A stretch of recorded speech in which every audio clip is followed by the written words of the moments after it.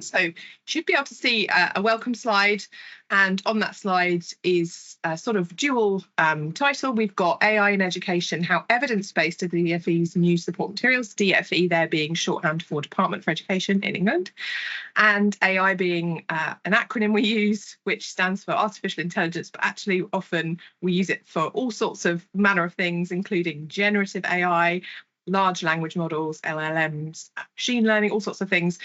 I would love to get into that today. I'm not going to because we don't have time, but I'm going to be using AI or AI tools to cover all of those sorts of things. So generally tools that you might use like Claude, ChatGPT, Gemini, Copilot, all of those things are what we're discussing today. More detail on that, if required, we can get into another time. So we're going to be talking about how safe and effective AI use is in education. And we should introduce ourselves. So here we are. I am Dr. Lucy Rycroft-Smith, and that over there is Darren Macey, soon to be doctor. And we are both former mathematics teachers, although I've taught many other things too. And I think Darren has quite the history of outdoor education, which is very interesting. On a day like today, I imagine that's where you wish you were. We are also researchers, designers and writers. We should say, done research on AI. We have come to the AI question broadly with open minds. We have investigated how it could be used, and we have come to some conclusions, which I will share with you now. One of the things that we have both thought about over the last 15, 20 years is teacher agency. In other words, how can we encourage and support teachers rather than telling them what to do? And this might sound revolutionary, but actually in most countries of the world, and especially in the UK, we're very bad at this. What we like to do is tell teachers what to do all of the time and give them very little room for manoeuvre in terms of being a professional who is trusted, autonomous and agentic. In other words, letting them make their own decisions about their own professional practice and their own students. We think there should be more of a bottom-up support model. And we also both studied the literal idea of being evidence-based. What does it mean to use evidence to make decisions in education? And really anyone can claim they're being evidence-based, and often people do. But what that means and how we can trace back the actual evidence that's made to make the decisions is a particular object of study for both of us. We noted that very recently the Department for Education, and this is in collaboration with Chartered College of Teaching, have released a set of support materials for AI use in education. And we're interested in that. We had a good look through the materials, we had some discussions, and we felt like we should make a space for teachers and schools and researchers and anyone interested in education to be critical and to ask questions about these. Adrian's got a hand up. If you want to say something, you're welcome to. I pop it in the chat and I can incorporate it into what I'm talking about now, Adrian. Look at me doing two things at once. We have this fundamental problem, which is at the moment we all seem to be assuming that AI use is going to happen. So that's inevitable. Also, there's a lot of assumptions that it's safe and effective, or at the very least that there might be small risks. But as we say the risks out loud, that's all we need to do. We just need to name the risks and somehow they'll magically disappear. That seems to be a lot of happening, some wishful thinking. And we think that's not consistent with the current evidence. And full disclaimer, there isn't much current evidence because AI in education has not been implemented for very long. You know, this is really the last 2 years. This has become very ubiquitous in education. And before that, there was some interesting research, but we're not in a place where we have a good, solid research base. However, there is some research and we'd like to talk to you about it today. And finally, this is Darren's framing, which I really enjoyed. We're interested in asking not just how and why we might use AI in education, but whether we should. And so that's, you know, cards on the table, what we're going to be talking about today. And we would love to hear your thoughts and views. So as we go along, please use the chat in order to ask questions, critique, challenge us.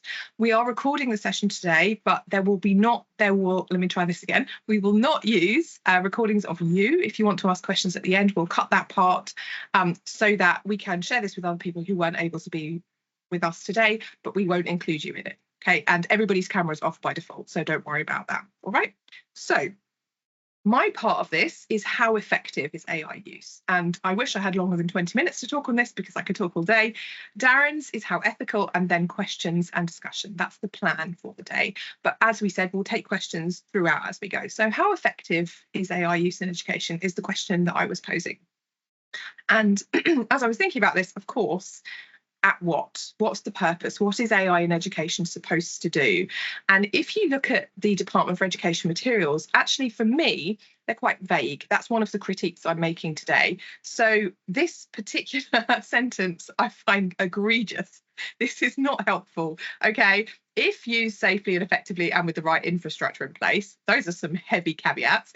AI can support every child and young person, regardless of their background, to achieve at school and college and develop the knowledge and skills they need for life. Now, as a supervisor at the University of Cambridge, if one of my students had written that sentence, I would be writing next to it, where is the evidence for this claim? It's a big claim. The stronger the claim, the more evidence you need. And to be honest, part of the problem is it's also such a generalized claim that it's maybe too vague to even be interesting. Same sort of thing. We've got the DfE suggesting that it can help reduce administrative burdens on teachers. Right, my ears prick up at that. I know that's a huge problem. It was always a huge problem for me as a teacher. But how? I keep kind of coming back to this, but how? Tasks like feedback and tailored support. What does tailored support mean? And very importantly, not just saying you can use it for this, you can use it for that, but there are risks. But actually, we need much more information as teachers and parents and researchers. What does this look like in practice? And where are the ways that it can fail? And so Darren's talking about ethical failures and safety failures. I'm talking about effectiveness failures. It just doesn't work as it's supposed to work. And again, making quicker and easier. Well, does it make things quicker and easier if we have to check everything, if we have to go back and correct mistakes? This is a question that I'm posing. So the DfE's suggest that these are the broad categories that we can use generative AI tools. And again, we've got some quite broad strokes here. There are some examples in the materials, which I'm going to talk about too. But again, I'm accusing them a little bit of being too general here. I want to know more specifics. So here is the main thrust of what I'm going to talk about. I'll pause so we can all look at this diagram. AI is often inaccurate and it's inconsistently inaccurate. We don't know when it's going to be accurate and when it isn't. For example, here's an AI image of salmon in the river. Isn't it majestic? There are issues which are very obvious when we look at AI images that aren't necessarily so obvious when we look at AI text. And often AI tools produce results, in other words, banks of text or tables or research sources or dialogue that look okay to a non-expert, but actually they're full of wrong information, general or vague statements. This is very common. Or potentially language that doesn't clarify but confuses. And I'm suggesting that as educators, as people interested in education, actually all of those things are counter to what we're trying to achieve. In education, we care about being right and factually correct, I would hope. Please feel free to contradict me if you're interested in doing so in the chat. We care about being specific and nuanced. I do in my teaching. It's really important to me. And we really care about being clear and using vocabulary correctly. And those are some of, for me, the facets of being a good teacher that I most enjoy. Here's, I'll give you a minute again just to have a look at the image, illustrating how to use a toilet. I have many issues, many questions with this. Here's again some people's explanation of how AI is ineffective and why. And why is important because actually the suggestion is that AI works exactly as designed. It works as people expect it to work, but we are trying to use it for the wrong things. So here we are. Chatbots, LLMs, that's large language models, do not know facts, not designed to be able to accurately answer factual questions. Well, hold up. There's a problem here because in education, that's almost precisely what we're using them for a great deal of the time. They're designed to find and mimic patterns of words probabilistically. When they're right, it's because correct things are often written down. So those patterns are frequent. So this is not me saying they're wrong all the time or a majority of the time. They're wrong some of the time, but that's a problem in itself because we don't know when or how, and how can we count on what they're saying. When a chatbot gets something wrong, it's not because it made an error. It's because on the roll of the dice, it happened to string together a group of words, so there's no meaning inherent there, that when read by a human represents something false. But it was working entirely as designed. It was supposed to make a sentence, something sentencey, and it did. And this beautiful quote, they generate answer-shaped objects. I really enjoyed that. And then finally, you could train a model on only 100% true statements, so the model being the AI tool, and it would still generate false ones that statistically resemble them. It has no knowledge or discernment. And that word discernment is a lovely way of thinking about the problem here with accuracy. So I've got an example for you, which I really enjoyed. This study, standalone, regardless of the talk today, you should read because it's great. Some people decided to ask people to replicate different brands from memory, which is always a fun task. So they got people to write down, sort of draw the Domino's pizza logo amongst many other logos. And this is a representation of those 156 people and what they drew. And you'll see there that they've been categorized. Apologies to the mathematicians in the audience, because we've got two axes that are exactly the same. So it's kind of difficult to get your head around. But at top left, we've got the least accurate. This is according to the people who did the study. They judged them as humans. And then all the way through, and then down bottom right, we've got the most accurate. And so one way of thinking about AI and the way that it generates a text response or an image response here is it kind of does that. It finds the middle, the average of something that looks vaguely like the intended thing. And so I've taken the middle one here. Here you go. This person has replicated the Domino's pizza logo. And we might agree this certainly in some way resembles the thing it's supposed to resemble. I think if I asked you what that was supposed to be, you might tell me the Domino's pizza logo. They have actually got the correct numbers on the Domino's, so well done, that person. However, it's quite far away from the original. I don't think Domino's would be particularly happy if this logo appeared on their branding, on their website, on the leaflets that come through the door. And more to the point, if a pizza arrived at your door with that logo on it, would you open and or eat it? There's my question to you. So this helps to illustrate what AI is doing, kind of averaging everything out, and then giving us something that vaguely resembles an answer, vaguely resembles factual information. Sometimes it's better than others, but it's not particularly accurate. So I've also tried to frame this in the context of education so we can consider this. And I've called this the new colleague test. I think this is a really helpful way of thinking about AI tools.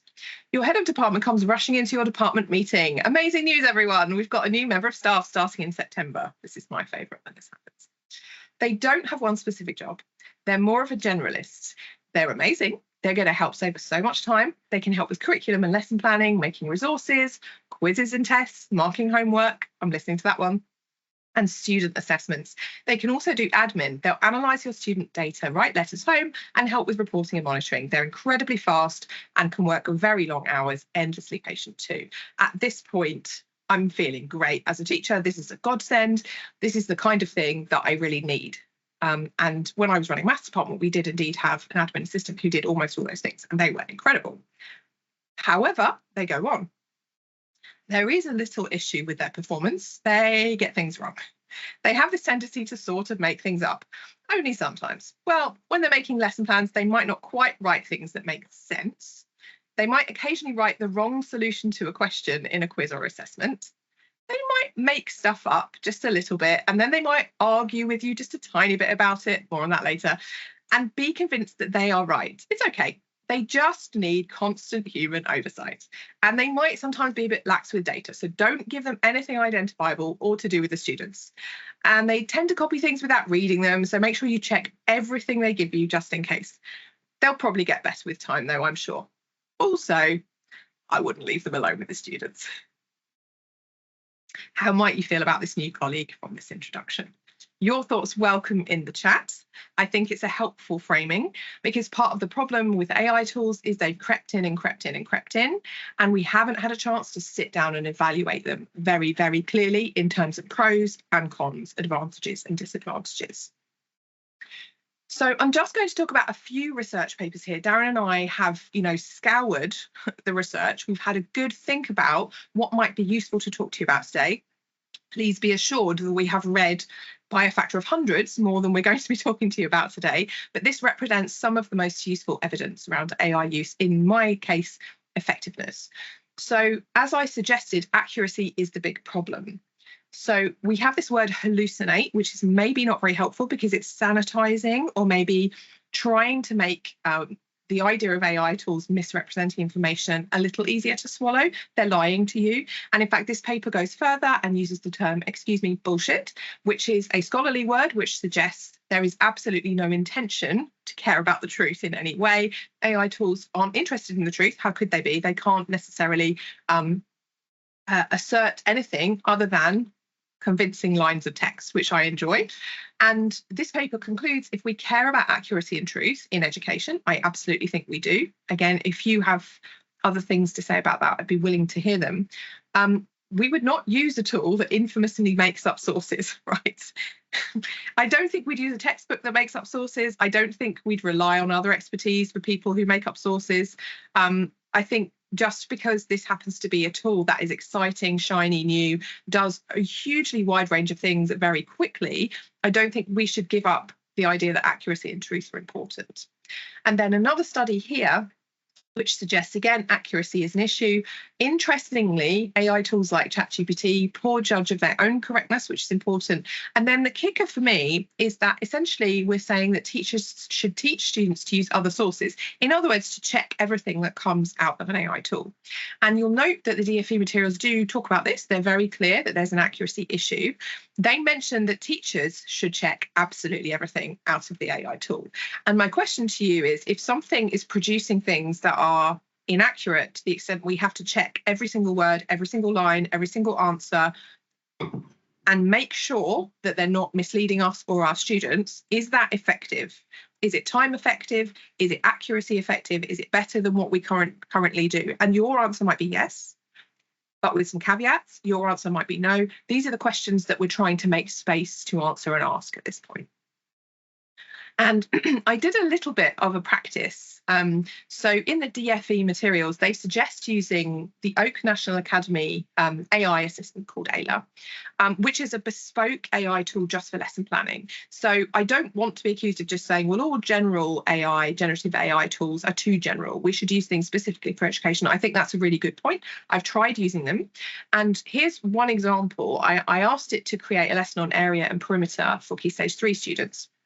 I have a lot of criticisms of that lesson. It was okay. It wasn't terrible. It was okay. It was kind of around about average, which again, thinking about a Domino's logo, that's what I'd expect. But there were some things that I thought I definitely couldn't just create this and then teach the lesson 2 minutes later, which is absolutely a suggestion that's been made in some of these materials. They're so fast, you can just click a button, create the lesson, and then teach it straight away. There's so much quality assurance you would need to do. Firstly, just to check for accuracy, but secondly, to make sure you could teach the lesson in enough depth. So here's just an example. This question looks fine, plausible. It asks me, how do you calculate the perimeter of a square with side length 4 units? Now, the answers there don't really correspond to the question. They kind of do, but as a student, I'd be annoyed at this question because I want to tell you how. There's a sort of method or a reasoning part of this answer that I would like to tell you. And actually, the 3 options there are focused on answer. And so this is a really good example of the kind of nuanced issue with AI materials.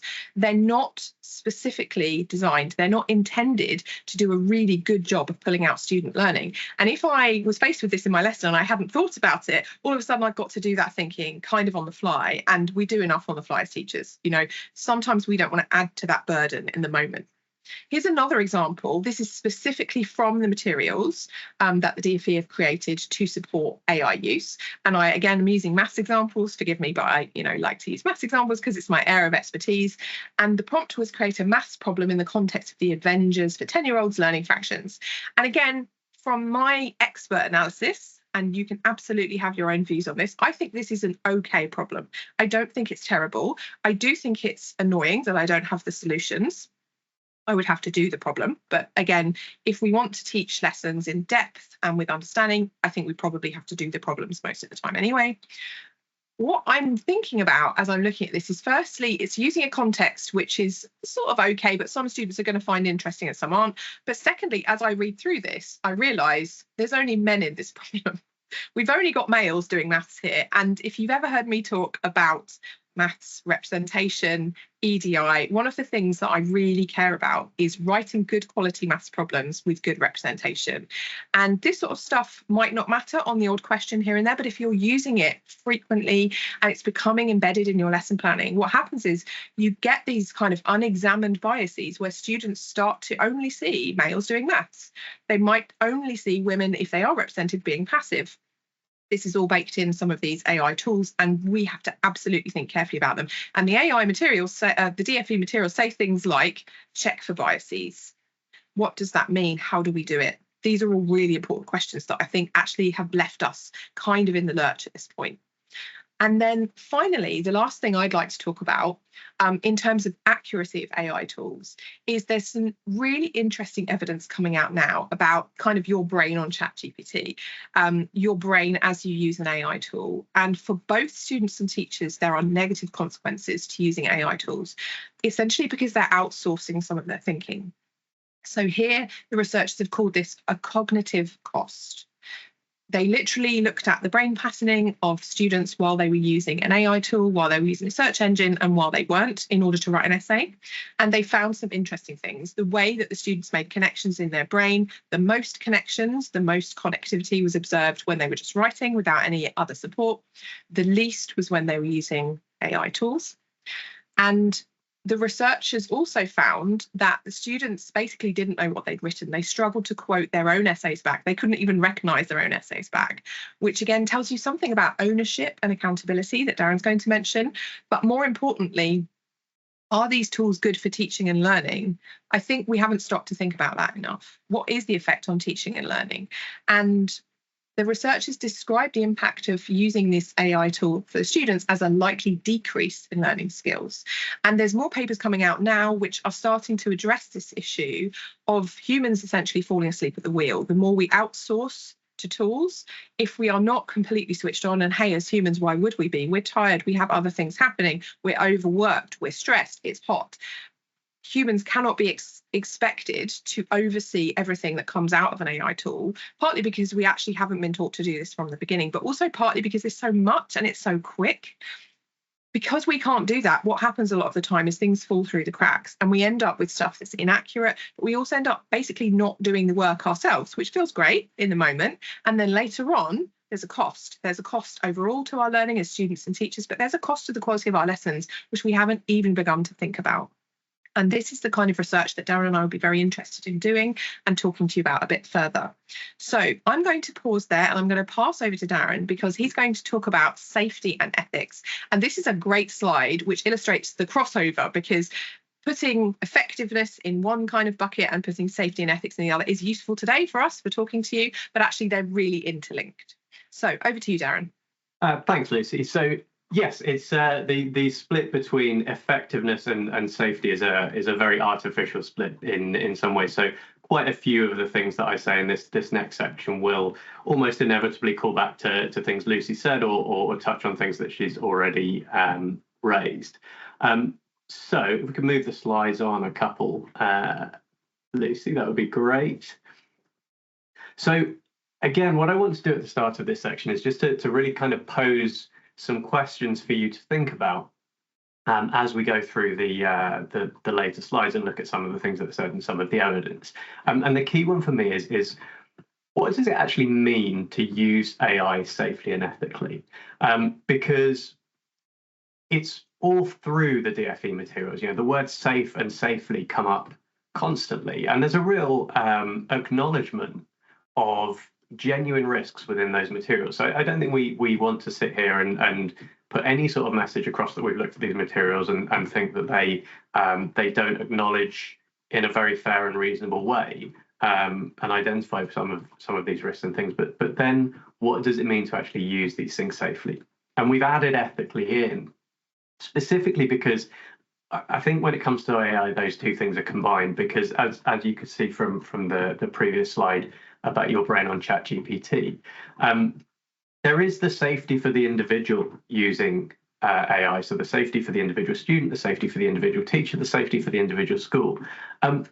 But the ethical dimension of the use of AI is kind of a broader societal and cultural safety, which again, we're just starting to think about now.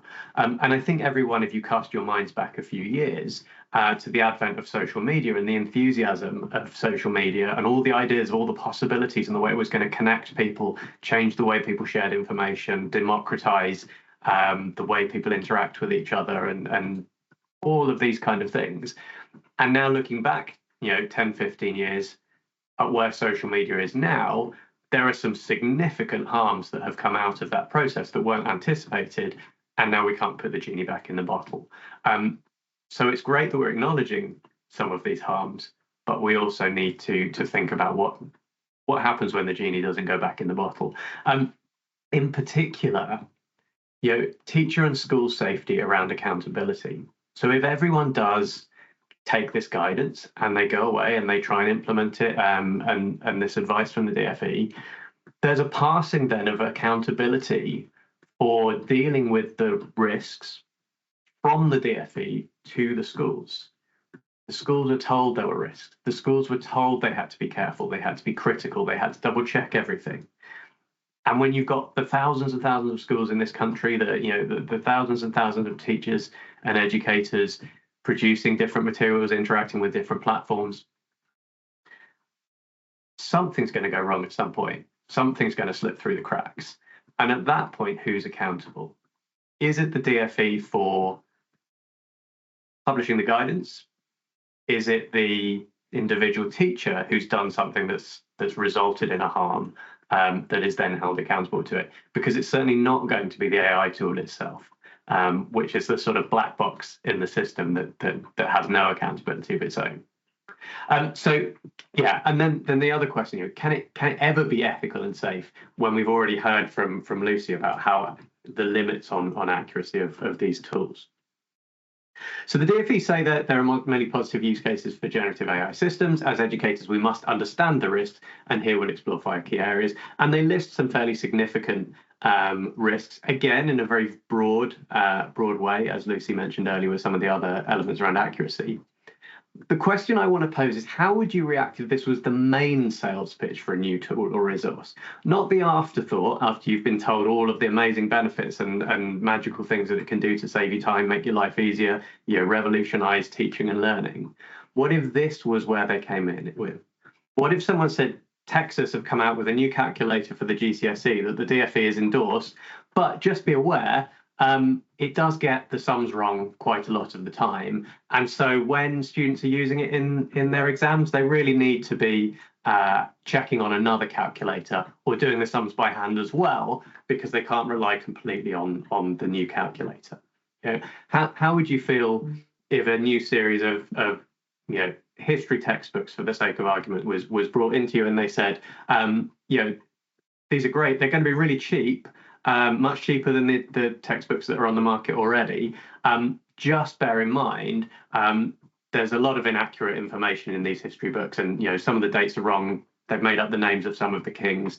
I mean, to some extent, you could make an argument about that in history anyway. But specifically, if the flaws of the product were front and center, would you be enthusiastic about taking these things on? And I think the interesting thing about the way we're presenting with AI tools and LLMs in particular is that the flaws are something we need to think about, but ultimately they do all these good things, so we just kind of put them in the background and we're careful. And that seems a little of a problematic way of looking at things. Thank you, Lucy. So the DfE acknowledges very clearly that these tools can be used for genuinely harmful things.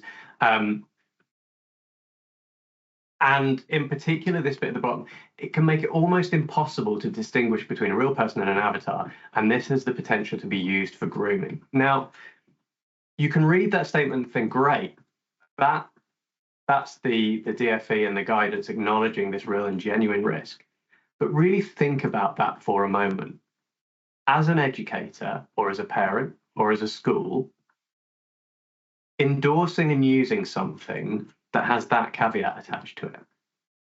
And if we go a bit further with that, see from some of these papers, like, it's difficult to tell when things aren't real, even when there's a good chance that it's been produced by AI. And these things are getting better and more convincing all the time. And I just want to read out an example from one student's experience here, which is in an NSPC report, which I think desanitizes some of the language around the risks and the harms to students. So just really think about this as you listen to it. I'm still so anxious about what happened at school last year. These boys made fake porn of the girls, including me, and sent them to loads of group chats. They were excluded for a bit, and we had a big assembly about why it was wrong. But after that, school told us to forget what happened. I can't forget, though. People think that they saw me naked, and I have to see these boys every day. So that's a real thing, a real event that's happened to a real student and is happening to numbers of students. And there is something uncomfortable and ethically uncomfortable of thinking about, as teachers, advocating for the use of a technology that has those possibilities as a alternate use, an alternate product, and training students as part of their work potentially to use these things, which then also gives them these skills or the potential to use these skills for harm. Have we gone to the next slide, Lucy? Thank you. So the other thing that the DfE acknowledges, AI systems have been designed to be persuasive, to sound persuasive. They're commercial tools. There's a whole lot of interface design and user experience design that goes into essentially making you want to keep using them. That's how all tech products work to some extent. That's kind of the baseline process in a competitive market where there's all these different tools and all these different companies trying to get you to use their tool. They're trying to persuade you to use them. And the DfE acknowledges the tone, the persuasive tone that AI takes can make objectivity difficult. So again, is it sufficient to say, therefore you just need to be careful? You need to think critically and engage critically. When AI tools specifically make that objectivity difficult because of the way they present information. Again, looking at some of the evidence that's out there, there are different types of deception that AI tools engage in. Sycophancy being the obvious one, telling the user exactly what you want to hear. There is a baseline assumption that they will answer the question, even if the premise of the question is false. So if we go back to Lucy's example of the area questions, area and perimeter questions, as an experienced maths teacher, you might think, actually, I don't want to teach area and perimeter in the same lesson. And so you would expect the AI, you would hope the AI would say to an unexperienced teacher, a non-specialist teacher that was using these tools to support their teaching, oh, you've asked me a question about teaching area and perimeter. You should do these separately. But actually, it gives you what you want to hear. You asked for a lesson talking about area and perimeter, so it will create that lesson and not think about that wider picture and these more important things that perhaps you also bring to it as an expert teacher.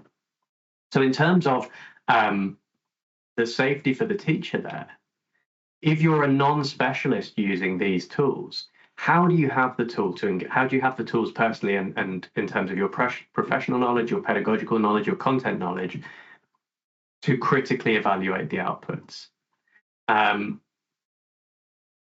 They then have these kind of wider impacts on society that if we are then embedding approaches and techniques and methods that aren't necessarily positive, what's the long-term effect as that's embedded? Could it actually damage teaching and learning because certain ways of approaching content become embedded by this kind of medium answer and answering questions that are not the best structured questions that then proliferate through schools and actually reduce the quality of the education experience? We could go on to the next slide.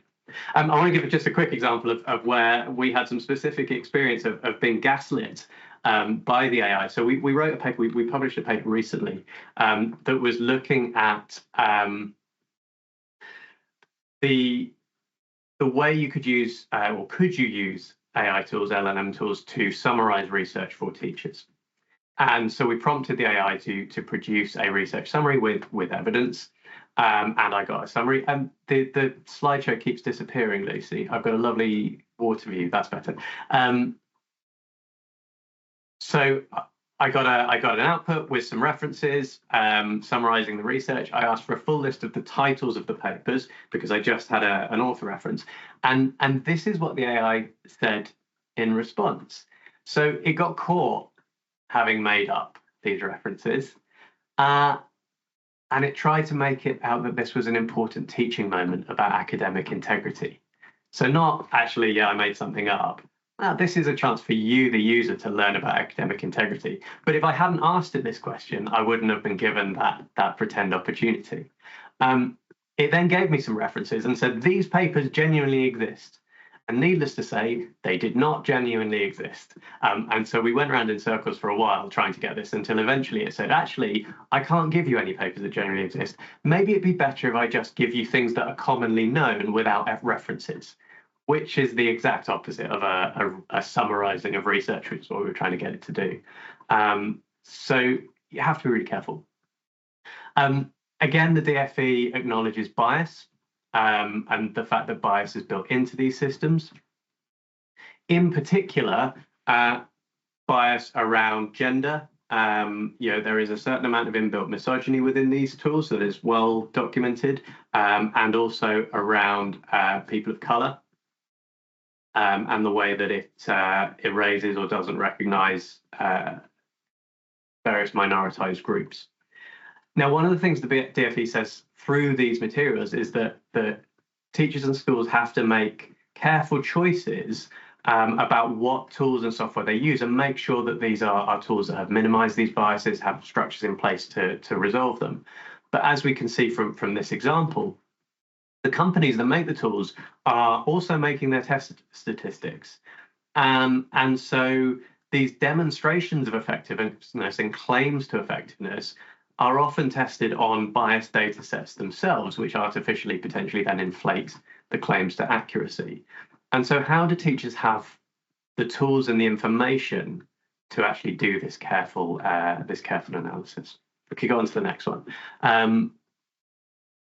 So I just want to finish this little bit of the section with an analogy. So picture two children, Charlie and Sam. They've been given bikes for their birthdays. Their parents take them out to cycle for the first time. Before they go out, both children's parents carefully go through all the dangers, and they warn them to be really, really careful when they're cycling. Now, Charlie's parents does all the extra things. So they've given them the warning, and then they put stabilizers on the bike, they put protective gear on, they go to a quiet local park, and they show Charlie how to turn the pedals, how to steer, and they hold on to them while they practice balancing. Sam, on the other hand, Sam's parents takes them outside onto a busy street, pop them on the bike, tell them to start pedaling, and just give them a gentle shove and kind of keep yelling after them to be careful. And the question is, which of these scenarios best represents AI use in education right now? What are the systemic structures to ensure safety, quite separate from the individual responsibility of the people taking their first tentative steps using AI?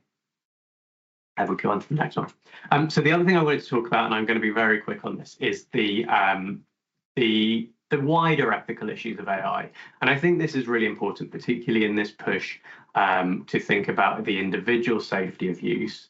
I think we need to consider these wider issues. So again, the DfE materials acknowledge research and figures about the use of energy. But the question is kind of, so what? If we acknowledge the impact of the use, shouldn't that change how we consider whether to use the thing? Is it ethical to use something that uses this much energy?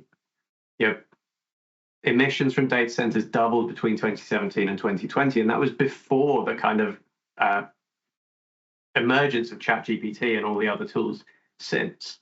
How is this going to go forward in the future? Water usage is another huge one. So AI water usage projected to reach 4.2 to 6.6 billion cubic litres of water by 2027. It's half the current annual water usage of the entire UK. Now, where I am in Cambridgeshire, we have had concerns being raised for quite some time about the critical limitations on the water supply. I think it's well known there haven't been any new reservoirs built in the UK for over 3 decades, and the government have just talked about bringing in a bunch of new reservoirs, one of which is likely to be in Cambridgeshire, to try and resolve this critical water need. But they're also talking about building data centres in and around Cambridgeshire, in this kind of new Silicon Valley of the UK. And so maybe we end up in the same place, because we still don't have the water because it's being hoovered up by these data centres. Maybe we're in a worse place because the water demands are so high, they're more even than we can build the infrastructure that we need to power this stuff. And this is the climate in which schools are being encouraged to increase the usage and increase the demand for these things, which means more and more data centers will need to be used to run them. Can we carry on? We skip this one. The last thing I want to just throw in on this ethical side is the thing that is not in the DfE guidance and is not much talked about in AI conversation at all, but I think is a really significant one. The business models that underpin the development of these can be incredibly exploitative. And it's really, really hard, again, to get information about exactly what the business model is and who is doing the work and who is doing particularly harmful work. So one of the examples here is about workers in Kenya who were paid a minimal amount of money and worked really long hours, essentially tagging harmful content to support the training of AI tools. So actually looking at awful image, awful material, and putting tags on it to say this is harmful, so that the machine could then learn what it should and shouldn't share with people. Now, that's a really important aspect of AI tool development, but it has a huge negative impact on these very poorly paid workers who receive no aftercare for the actual impact it has on their mental health and the trauma that it caused them. And I really question how complicit we then become if we're taking the output of this stuff that's made on these kind of business models and putting it in classrooms in front of students, and how we make them complicit in that as well without getting their consent for that to happen. So the new colleague test revisited. We have the same head of department with the same exciting news about the new member of staff. And they have some more caveats. There's a few minor issues with their performance. They're very active when they're teaching, so they need to keep eating and drinking, which means they'll almost certainly take any food and refreshments you leave in the staff room fridge. Oh, and they're bringing loads of new resources with them. It's probably unrelated. We think it's best not to put too much stock in reports that someone's stealing textbooks from all the other schools. One other thing, they have some pretty extreme views, only sometimes, but we need you to keep an eye on them just to make sure they don't say anything too out there in lessons. And they aren't always good at attending to the needs of the girls in the classes, or the minority students either. They'll probably get better with time, though. Also, I wouldn't leave them alone with the students. Again, how might you feel about this, colleague, from the introduction? So, we will bring things to an end there, perfectly on time, as I was told by Lucy beforehand that I absolutely had to make sure that I managed to achieve. There are loads and loads more things we can say. Hopefully, what we said has sparked some thought and some interest, and has created a slight counterpoint, perhaps, to some of the materials and the perspectives that are very prevalent right now. But what we'd like to do is give you an opportunity now.